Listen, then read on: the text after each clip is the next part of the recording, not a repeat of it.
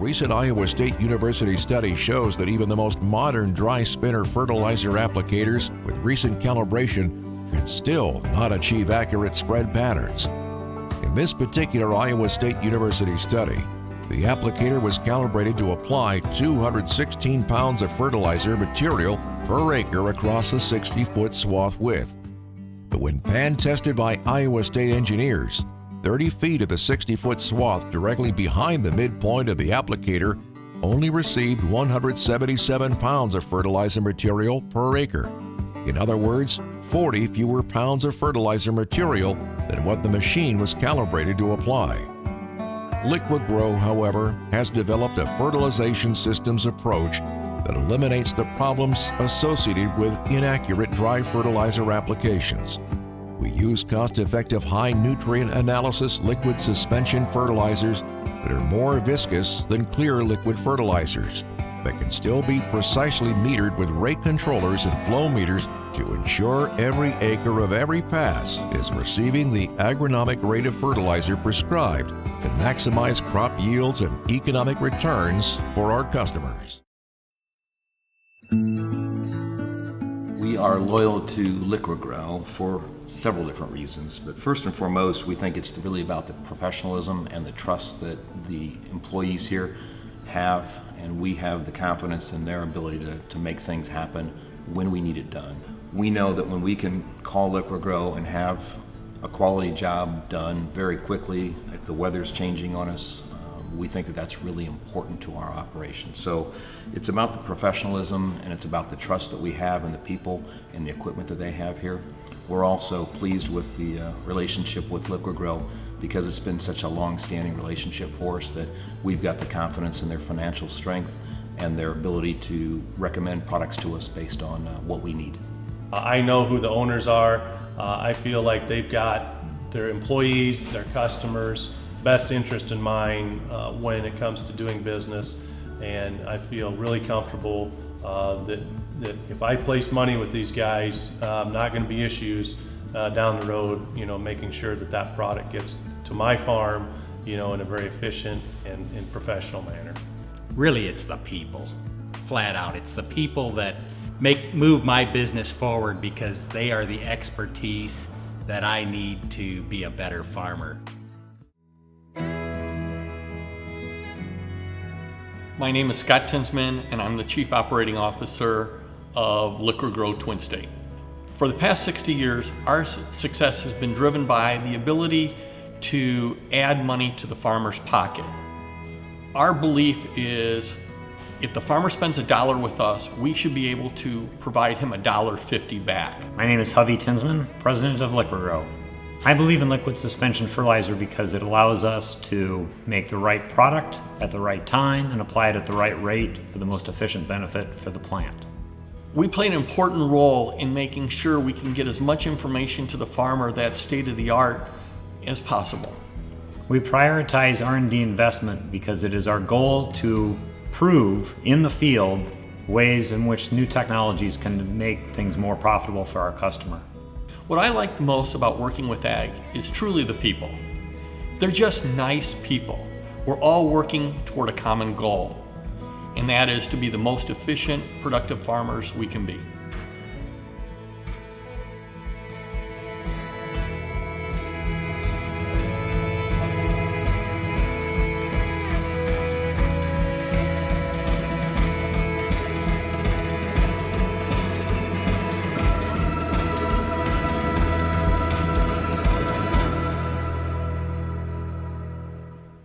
Good morning. Welcome to Lead Academy. My name is Lisa Wurzbacher, and we're really happy you can join us today. We have a panel discussion on the state of the U.S. ag economy. We also have 2 more sessions this week. On Thursday, we are going to have a panel discussion on corn rootworm and corn disease. And then on Friday, we will be joined by tax experts to talk about 2022 tax law, tax changes that may impact farmers, and a lot more. So hopefully you can join us for those 2 sessions. You can find our full schedule on our website, and also it will be posted at the end of this session. In addition, the Lead Academy sessions qualify for CCA credits. There is a QR code on the screen, so you can just scan it with your phone and to register for those. Today I'm interviewing Scott Tinsman, who is second generation owner of Twin State Liqui-Grow. I also have John Tinsman, who is third generation owner and also specializes in economics, purchasing, and investment strategies for the company. And we're also joined by Carrie Bauer, who is president of Rock River Lumber and Grain. We are going to be doing Q&A with them the entire time. I have a list of questions here that have already come in, but if you have a question at any point during the session, please enter them in the chat below. I will be monitoring it here on YouTube, so you can just go down below. You'll see the chat function and put your question in. And you can also email us at questions@liqui-grow.com, and they will come through to me on email. And with that, let's get started. Good morning. Thank you for being here. First question, right out of the gate, we'll start off, and maybe this is a good one for you, John. Can you give us a general overview of the economy and Federal Reserve activities that may impact performance in 2022? Yes, I'd be happy to. Right now, the latest GDP and inflation numbers out of the U.S. are indicating the economy's in stagflation. What that means is that there's 7% inflation rates right now year over year, and the economy is also growing at 7% year over year, which means the real GDP growth, adjusting for inflation, is 0%. That's concerning, and it's not necessarily a sign of a healthy economy, which means that the Federal Reserve is going to take steps to enable corrective actions in this. What they're planning right now is to raise interest rates. How much is anyone's best guess, but there is a scheduled raise coming in March currently, and that can always change. But what that means is that as interest rates go up, that's going to make the cost of money higher. So these are going to be very small changes, and they probably aren't going to make a large impact on day-to-day operations for anybody. But overall, they will make the cost of borrowing money slightly more expensive, and that the Federal Reserve is hoping that will be able to help get inflation under control. And once inflation's under control, it can resume economic growth, real economic growth. So, just as a follow-up question, do you anticipate, or has the Fed discussed that there could be multiple adjustments throughout the year? Is this just a one and then they may set it and see what happens, or what's your best guess? Yeah, the Federal Reserve purposely leaves their language ambiguous towards distant futures. But right now, analysts are thinking there might be a total of 6 to 9 hikes over the next 2 years, which could mean that inflation that interest rates, the federal fund rate, could rise from 0.25%, where it is today, up into perhaps 2%. So that would be a total 2% rise in the cost of borrowing for banks, and that would likely also raise the cost of borrowing to the end consumer by 2%. Okay, good. I mean, not good, but good answer. Factual. Thank you. Yes, but realistic. Okay, Carrie, maybe we'll go to you for a question. Are there regional or local economic and political factors that might impact farmers specifically in the Midwest? Sure, I can probably speak to my little neck of the woods. Sure. So we're in Northwest Illinois. Coming out of the fall season, a big thing on our grain elevator side is deferred money. So this year, our deferrals got up to close to $60 million, which is twice what it was a year ago. Okay. And probably 3 times what it's been in the past. So a lot of money flowing out of the ag economy in our little group. Prepays were really high as well. I think overall it's just the higher prices have significantly strengthened the balance sheet of the farmer. Now going forward, we'll see how the higher input, which I think we're going to talk about in a little bit, but overall, very, very strong ag economy in our neck of the woods. So. Do you think there's anything driving that besides grain prices? I think that's 90% of what is driving it. Yeah, Okay. yeah, Okay. yeah. Coming off a very good year and decent yields, so just total crop revenues were significantly higher. Okay. So Thank you. yeah. Scott, since you are the nitrogen expert in the room, For what it's worth. right, for good or for bad, you wear that hat. But what are some of the lessons learned from the nitrogen market activity in 2021? It was quite crazy. It was crazy. It was probably one of the craziest years I've seen in my 35 years Really? in Okay. the business. Interesting.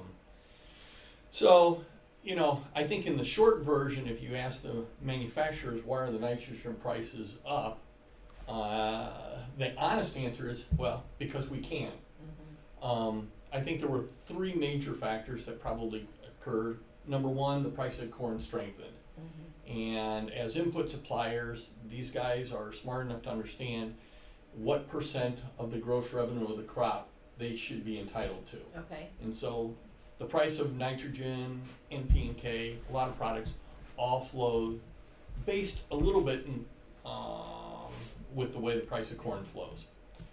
The second thing we know is when an industry asks for a countervailing tariff from the government, and the government says yes, maybe, which they've done on nitrogen, they've already done on phosphates, that restricts supply coming into the country from foreign competitors.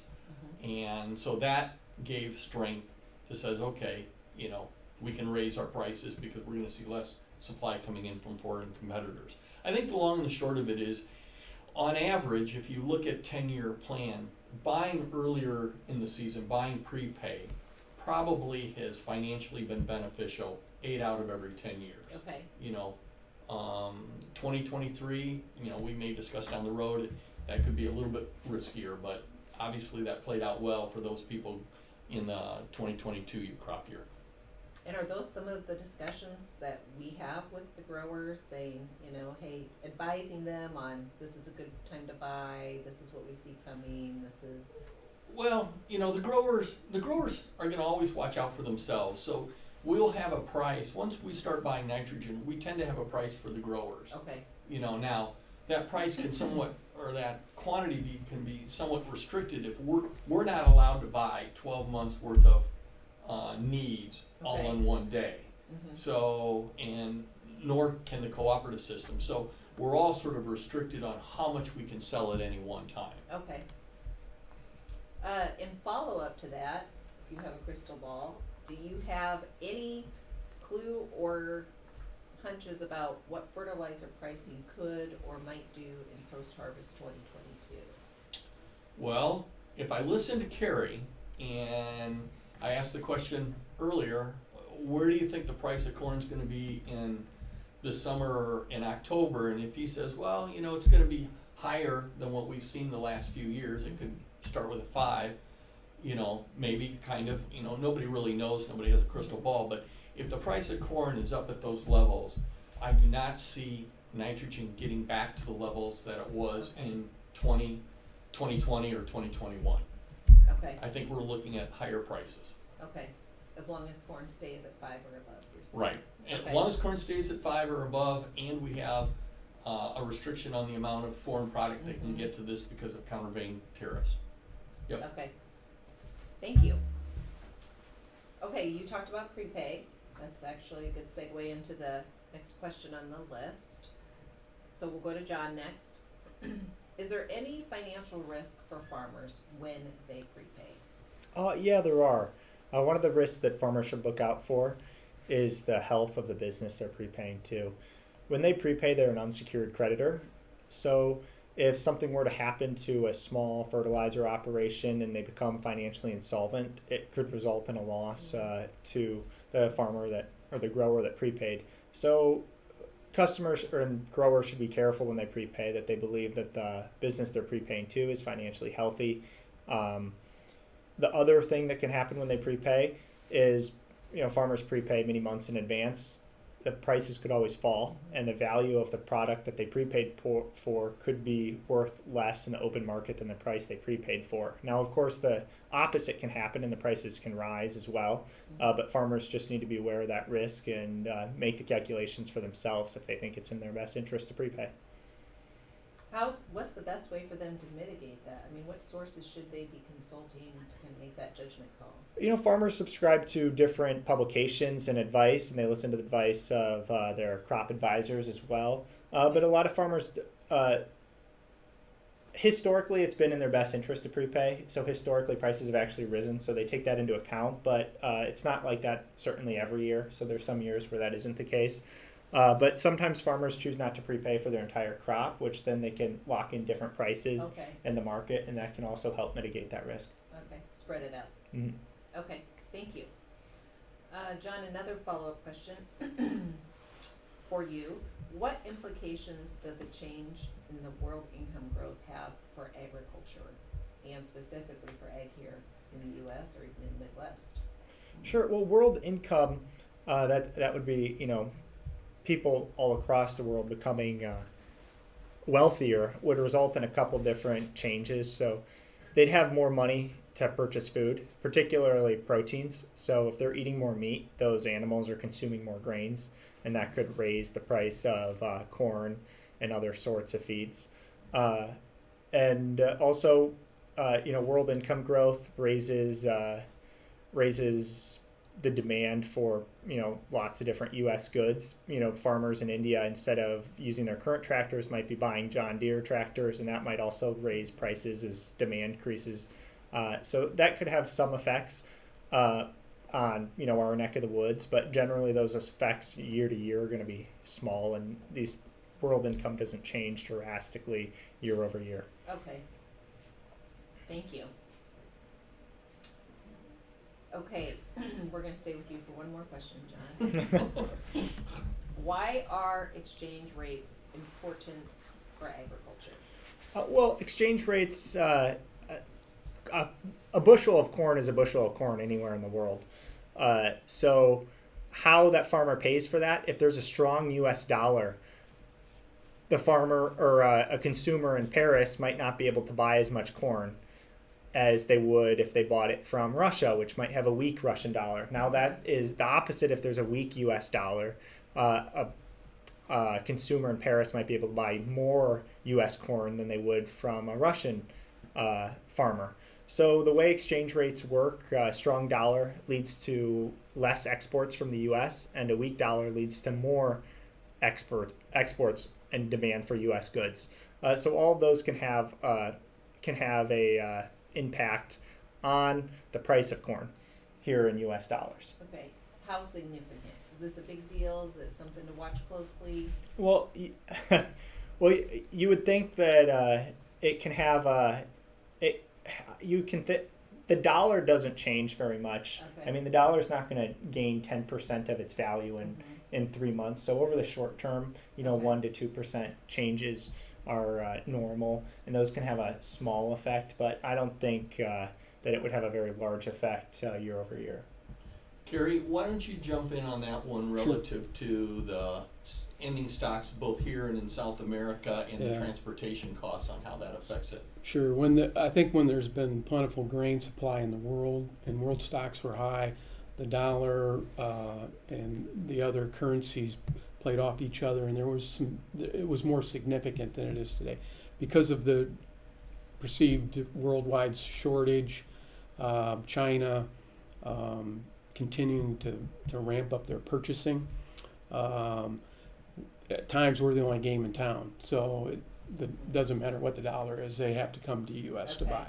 So, and that's what we've been seeing the last couple of years, and especially with the Chinese, you know, they buy a lot of beans from Brazil. They also buy a lot of beans from the U.S. Mm-hmm. So, and it's really a function of not so much the exchange rates, it's where they can get them at what time of the year and who has products. So, You just mentioned a perceived shortage. So can you talk about that a little bit more? And well, yeah, I'm not an economist, but the world demand has gone up significant, in particular Chinese demand for soybeans. and now corn's starting to rise. So Brazil, Argentina, South America has a problem. Black Sea region has a problem. Then U.S. Becomes the only game in town. China has to come to the U.S. whether they like it or not.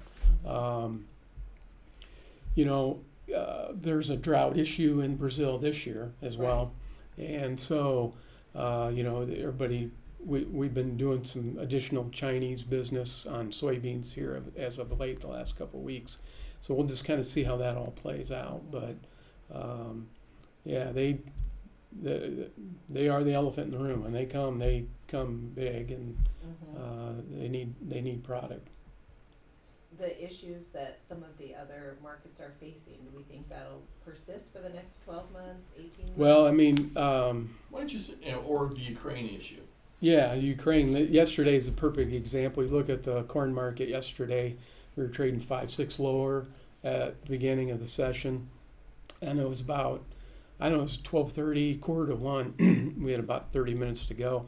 CBS had some announcement where there was troop movements on the Ukrainian border. Well, corn rallied 8-9 cents in about 20 minutes. Wow. So I guess that tells us what the market perceives is going to happen when, if and when Putin decides to invade the Ukraine. But it can be very volatile. The Black Sea region is I think it's the third largest exporter of grains in the world now. They are a competitor to us, so this is a significant issue over there, and could have some major impacts on what goes on in world trade. So probably for at least the next 12 months, these issues will.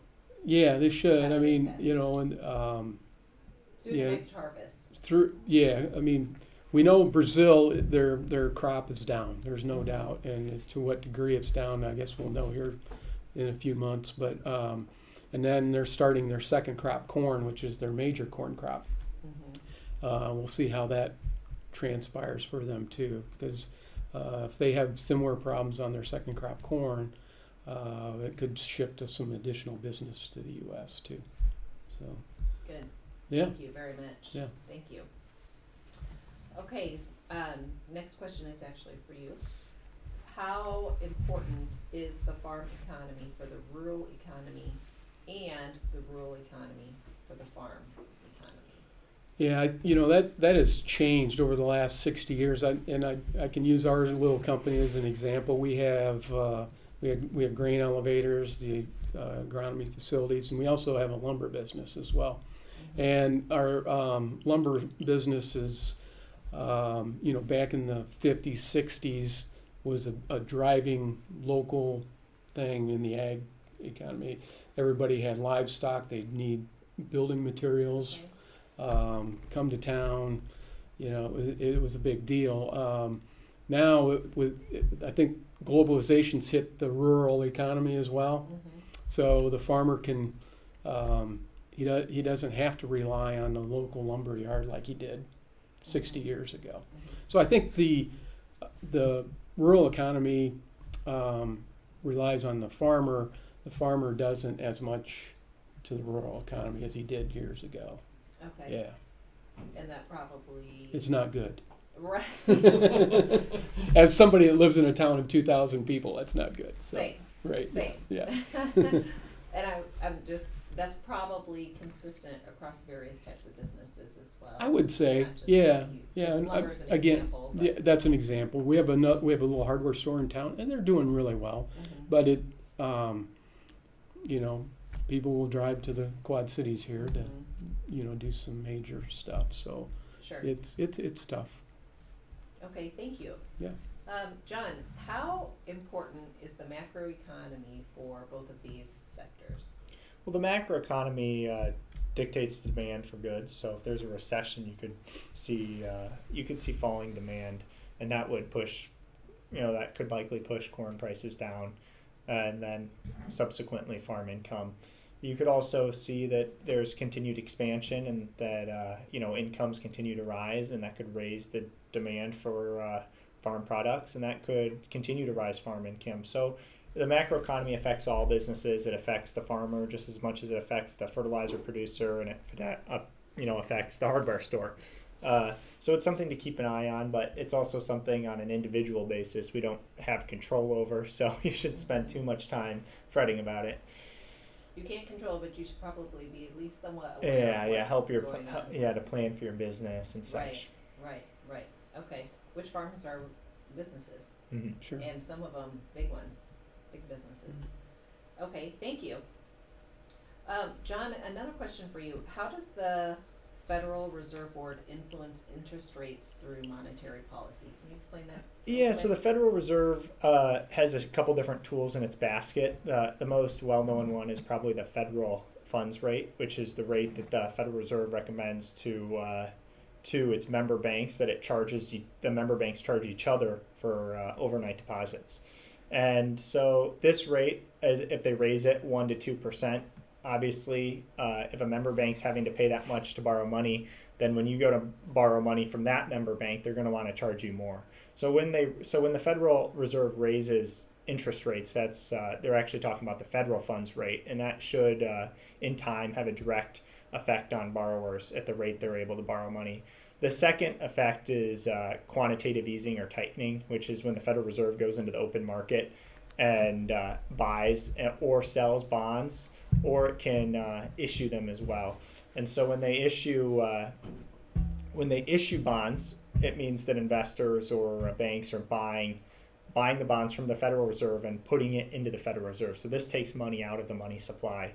And when they sell bonds, it's the opposite. It puts money into the or when they buy bonds, it does the opposite. It puts money into the money supply. So these tools are made to affect the money supply, and the money supply indirectly affects prices by raising or lowering demand. And these are the sorts of tools, by lowering demand, that the Federal Reserve is hoping to use to control inflation. The last tool, or one of the last tools the Federal Reserve wants to use, is changing the reserve requirements of banks. So the Federal Reserve requires banks to keep a certain amount of money in the reserve in times of, or to ensure safe lending practices and that banks don't default on their customers. And so the Federal Reserve can raise this requirement, and that would basically take money out of the money supply, because the banks would have to give it to the Federal Reserve to hold instead of loaning it out to customers. So those are three of the main tools. Okay, good. Thank you very much. How does U.S. monetary policy affect agriculture Well, directly? I mean, you talked a lot about yeah. what's the specific impact to ag. Yeah, so one is the interest rates, obviously directly affect agriculture. Any farmer probably knows a 2% change in interest rates would have a pretty large effect on the amount of interest the farm has to pay each year, and a 10% change would be drastic. It would have a gigantic effect. So farmers can keep a lookout and talk to their bankers about the rates they pay, or whether they want to look into locking in a more secure loan than maybe a line of credit. And then the other effect of monetary policy would be demand. So by the Federal Reserve trying to stimulate or reduce demand, that could ultimately have effect on farm products that they sell and the price they can sell it for. Okay, so in a quick follow-up to that, Iowa State just released the land prices that land is selling for across the state of Iowa, record highs, some places up over 15, 16, 17,000 an acre. So is this like a perfect storm? I mean, is there concern right now? Rates are going up, land prices are going up. Right, yeah. Who wants to chime in on that one? Yeah, That's the thing nobody likes to talk about. Right? We were Except talking. the seller. Yeah, right. We were talking about it earlier. It's you can see these land auction catalogs, and you open them up, and there's, oh my gosh, 80 farms for sale. Coming up, and there's been a bunch of them. Econ 101 tells you that if you increase supply, the prices should come down. Right. And that's not, it's actually going the other way. So it'll be interesting to see what happens as we see some of these additional. To Carrie's earlier point, 20 21 was a good year for farm income. Very, very good year. 20 wasn't bad. So you do have farmers with money available. They Plus have very PPP. there's PPP. There were other government programs out there, but their balance sheets are probably as strong as they've ever been. Right. And that says, okay, for the person who's going to be a farmer who wants their children to be, have an interest in farming, they're going after that land. And for somebody whose kids all moved to Chicago, they're saying, well, maybe now's a good time to sell. And Right. you've got that perfect situation now that says, hey, these guys have lots of money, so they can afford to spend lots of money for the land that's right across the road from them.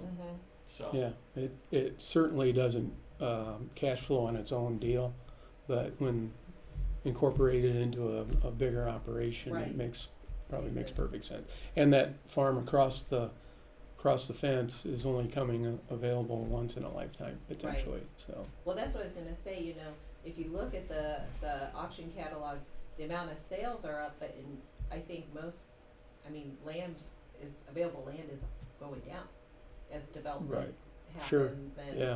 you look out here in the Quad Cities and there's all kinds of farmland getting developed. Right. So that's gotta Yeah. be playing in everyone's mind as well. yeah, what is a concern long term though is probably farmland in the world is not going down. Mm, So you have Brazil, you have Black Sea region, right, Uh, competitive. potentially- Africa. yeah, Central Africa, right? So there's Probably a lot more areas to develop also. yeah, higher prices will ultimately, it'll chase after some of those cheaper land areas. Right. Yeah. Right.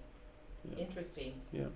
Okay, so I brought up PPP, but in general, just can you talk to us about how fiscal stimulus Sure. affects Well, I mean, agriculture? ag policy for the last 100 years has really stimulated the ag economy. I mean, it's been structured towards food security, so that farmers have benefited from stimulus all along.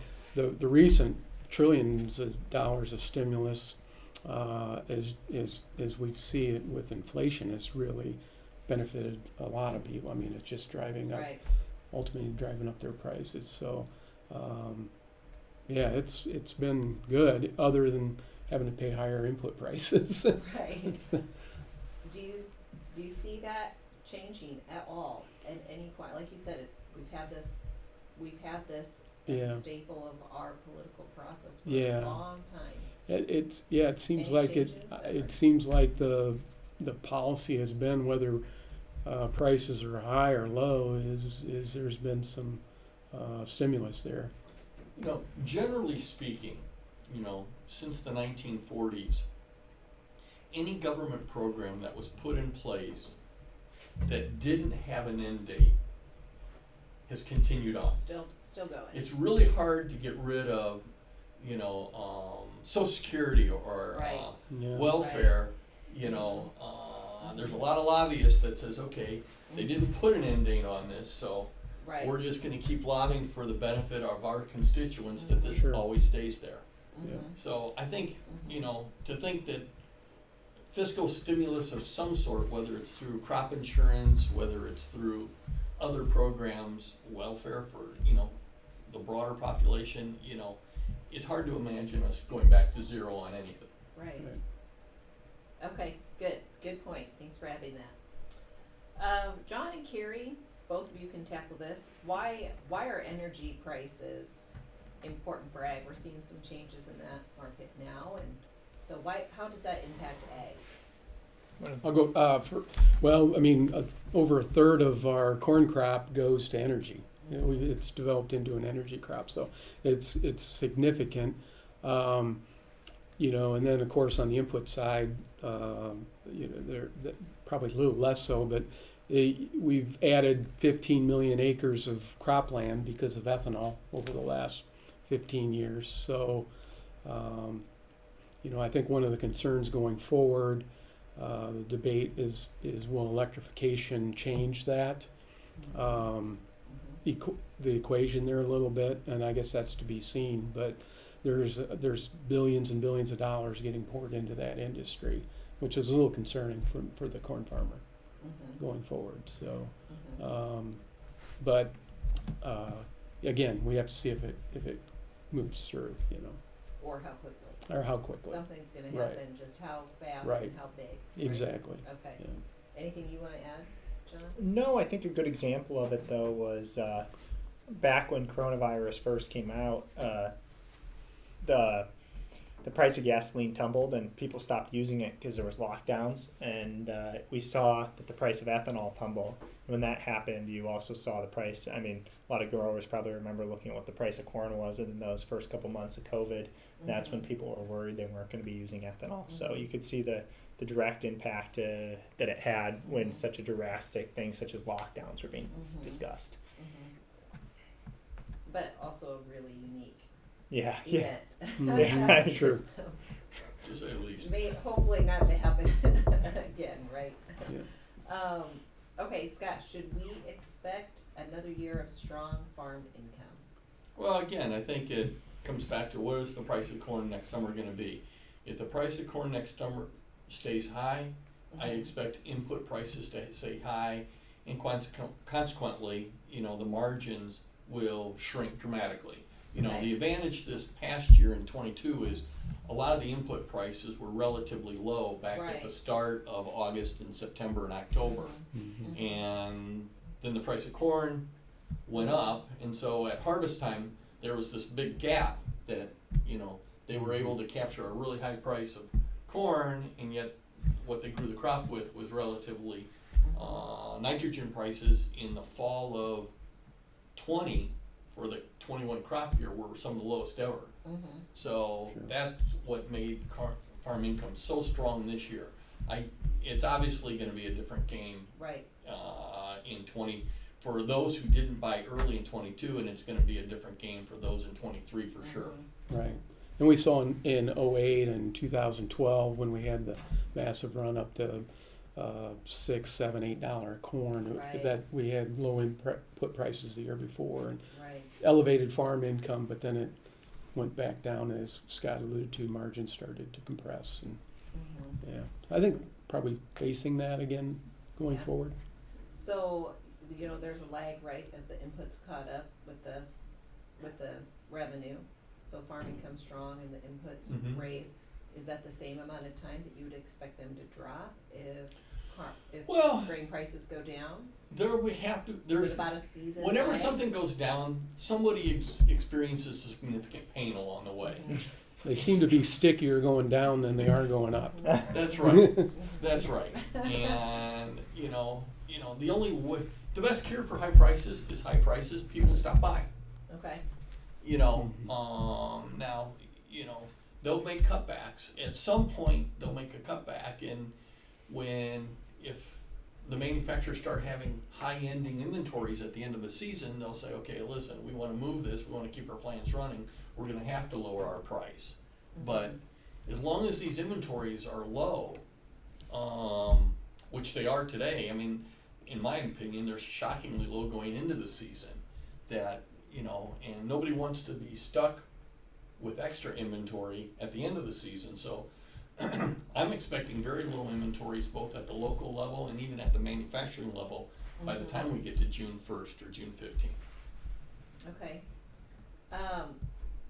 Any general thoughts around China in general? Usually we get lots of questions about China in these talks, and just long-term plans to be less dependent on the U.S., strategies in their, government policies to become more independent, self-sufficient.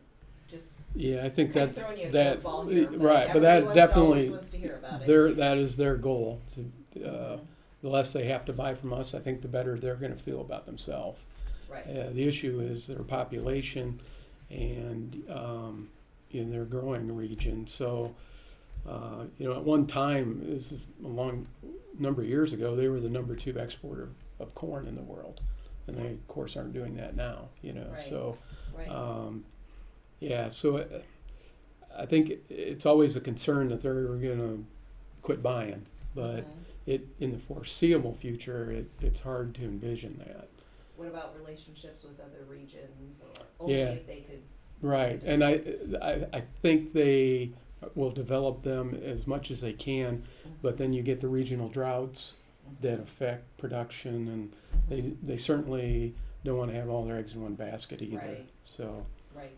yeah, a lot of mouths to feed over there. And as John alluded to earlier, their income levels are starting to rise. So with that, they're wanting to eat more meat, and Right. and yeah, once they get that taste, I don't think they want to go backwards. Right. Continue to develop. Are that. there any other, what other countries do we keep our eye on? I mean, India has a really large population. Yeah. It's probably growing Right. as much, if not more quickly Right. than China. Yeah, I think that's a little friendly relationship with them as well. Yeah. You know, of course they're at the African nations, but it comes down to a money issue there, I would Uh-huh. guess. But Okay. yeah. Good, But, thank you. yeah. Very interesting. Okay, let me just double check and make sure I don't have anything else coming through. Might have one here.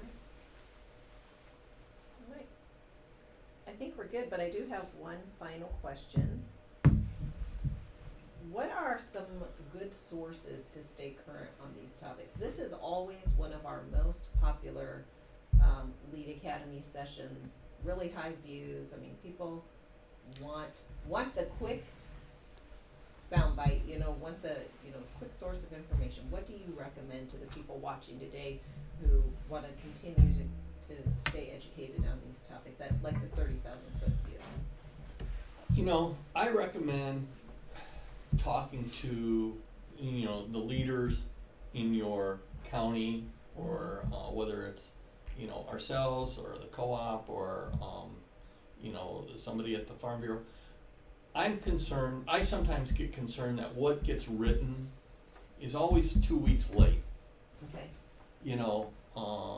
It's become obvious to somebody in New York, it becomes obvious to somebody in Indianapolis or Chicago that the price of nitrogen has gone up. Yeah, well, okay, it went up starting about 3 weeks ago. Mm-hmm. So I think talking to the people who are closest to the questions you have is probably the most important thing. And, if maybe even talking to your local supplier and asking him, can I talk to the people you talk to directly? That would be my strongest recommendation. Because, no different than reading the Wall Street Journal. It happened yesterday, so don't expect to get the benefit of the guys who knew it yesterday. Right. Yeah, it's easy to trade something that happened 3 days ago. And I wish we could do that, or look into the future and see what's going to happen. But yeah, there's just so much information out there that try to find that, as Scott say, that trusted source, whoever that may be, and maybe try to get rid of some of the noise out there, because there is a lot of stuff coming down the pike. But that makes sense, Yeah. closer to home, Yeah. the better, right? Yeah. Somebody knows it. I mean, there's somebody well respected in your geographic region or community that knows it. Maybe it's at the university, maybe it's with your supplier. Somebody knows it and can give you guidance. I mean, none of us know for sure what's going to happen in the future. Right. We can't tell you when Ukraine's going to get invaded, or if it even does. So, I think, but you sort of look at the larger picture. Like, my number one concern today, if I was a farmer, is saying, do I have what I need to grow this crop? And if I don't, what is my risk tolerance? There's people, I'm sure, who have said, well, the price of nitrogen is so high, I'm going to wait for it to go down. Well, that's not a sure bet. Just as it's, none of us want to be caught with excess product at the end of the season. Right. It's not a sure bet we'll have anything in our tanks on June 15th if people haven't told us they want it. So I think that's right now probably the biggest question that people should be asking themselves. That's good. That's very good. Thank you for adding that. Well, thanks to all of you. This was great. I learned a lot, and I think it's hugely valuable for members of the team and all of our customers. That's the goal of these things. We want to provide partnerships that help farmers run the best farming operation that they can, really. In any way that we can provide a resource for that, that's what we want to do. So thanks for joining in today. If you didn't get a chance to ask your question, or you think of something after the fact, The email link is live the whole time, so you can always submit questions over the email. And then don't forget, we have another session starting at 9 a.m. on Thursday. We have some rootworm and corn disease experts that we're going to have a live panel discussion and Q&A with them. It's going to be a really good session. So log in Thursday at 9 a.m. and hopefully we see you Friday as well. Have a good day.